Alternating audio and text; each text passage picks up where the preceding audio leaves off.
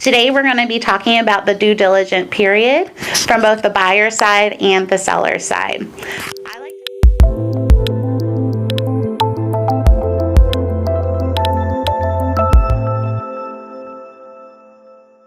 Hey guys, I'm Kristen Coleman, real estate agent with Georgia Perimeter Homes. Thank you for tuning in. Please make sure to subscribe to our channel and hit the bell for notifications. Right now in this market, the due diligence time period on offers is another way for agents to negotiate for their buyers to make their offer even more competitive. A lot of times in this market, you're looking at about a 10 to 14 day due diligence period. Anything above and beyond that time frame, you might not get your offer accepted by a seller. Of course, the listing agents are going to look at the price point, the seller contributions, the financing, but a lot of times in this market, the offers that you're going to receive on homes are going to be relatively the same. And so as an agent, when I'm presenting to my seller, I am going down to the due diligence time frame and seeing how competitive all the buyers are offering for that due diligence time frame. Right now, what I'm suggesting for my buyers to do is a 7-day due diligence period. It does mean that as an agent, I have to be on top of it and have an inspector lined up so we can get into the house as soon as possible and get that inspection report back and still have time for negotiations. So it's really important that if you aren't working with me or someone with our team, that you have an agent that has inspectors ready and available, and that they are ready to move forward and quickly, and that your agent is ready to move forward with negotiations as soon as possible. From the seller's point of view, it does help having that competitive due diligence time period. It allows the transaction to move on from that first step on its trip to the closing table. Let's just walk through the due diligence time period and how I like to manage it for my buyers, and then I'll talk about how I like to manage it for my sellers. Obviously, the first step is to get the house under contract and binding.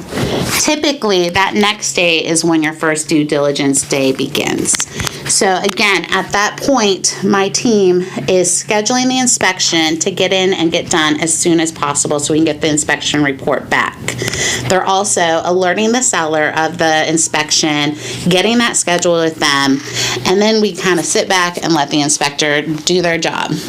As soon as we get that inspection report back, which really is within a 24 to 48 hour time period, most of my inspectors are incredible and they really get it done quickly for us and get it turned around within that 24 hours, which makes my job as a buyer's agent a lot better because I can go straight into negotiations and we can get this locked up and on to the next step a lot faster. So once we get that inspection report back, we do go through and we look at every single line item on the inspection report. I then ask my buyers to go through the inspection report and number the items from their biggest concerns to their least concerns. I then go through and look at what they are asking to have done, and we discuss the importance of each item and kind of weigh them out for negotiations. Of course, most buyers want to have every single item on that inspection report repaired, but a lot of times that's just not going to happen. So again, it's really important for us to outline what is very important for the buyers to have done, as well as for the structural reasons of the home, of what really does need to have to get done versus what might be more of a wish list item of them getting done, such as updated countertops. Once we have that list of items narrowed down, I then go and organize them once again from biggest concern to least concern. That's just a personal preference that I use as an agent, but I will say as well as a listing agent, I do find that really helpful when I'm reviewing other amendment to address concerns from buyers. Once we are able to narrow down that list, I then take the list and I put it onto the amendment to address concerns paperwork. This is a document that we use to share with the sellers of homes what items we need to have repaired before we close on the home and should be covered by the seller. The key to this list is obviously we want to get as many repairs done as possible, but we don't want to ask for too much. And again, going back to what is needed to be done versus what are wish list items. Once we get that all tightened up, we send it over to the seller and they review it. At that point, it typically goes into negotiations. Very rarely does a seller agree to all items on the amendment to address concerns. At that point, myself and the listing agent go back and forth and we chat with our clients of what we can realistically get done on the amendment to address concerns. Once we find a middle ground, we then again get the list very clean and tidy and send it off for signatures. Keep in mind, when you are preparing an amendment to address concerns with your agent, there's a few items that really need to be on that amendment to address concern to protect both your buyer and your seller. One of the most important items to include on the amendment to address concern is when all these repairs need to be done by. A lot of agents will say they need to be done on or before closing. Well, what is before closing? Is that an hour before closing? Is that 5 minutes before closing? Is that 72 hours before closing? Again, it's very important to specify when these need to be done. The final item that I would include on the amendment to address concerns as a buyer is to request that the repairs be done by a licensed and professional vendor or contractor. I would also ask that any work orders or receipts for those repairs be sent to you prior to your final walkthrough or your completion date that is required on the amendment to address concerns. Typically, I say try to negotiate that all repairs on the amendment to address concern are finished by 3 business days before your closing date.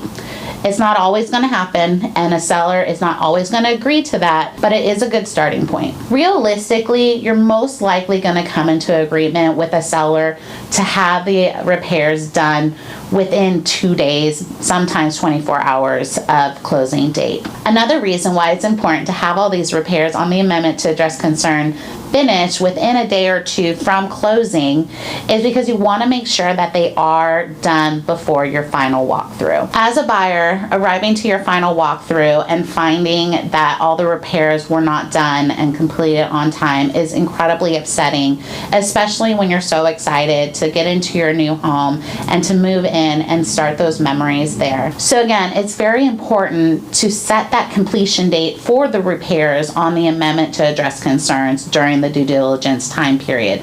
That way we are all setting each other up for success towards the end of the closing period before we get to the closing table. Now, from the seller's point of view, again, having a shorter due diligence period is a plus because you know that that buyer is working hard to get to the closing table. That means they're working hard to get through step 1, the due diligence time period, and on to the next step. So as a seller, seeing a shorter due diligence time period really shows the motivation that a buyer has to purchase a home. Once the inspection is done and you receive that first amendment to address concerns from the buyer, you might be a little overwhelmed by the amount of items on the amendment to address concerns. But keep in mind, this is a negotiation tool. You don't have to commit to all those repairs. You can choose not to commit to any of them. I don't know if I would suggest that unless you are selling the home strictly as is, because at the end of the day, you do want to sell your home. So it takes a little bit of giving to be able to take, and vice versa. So again, as a seller, work with your agent to go through the list and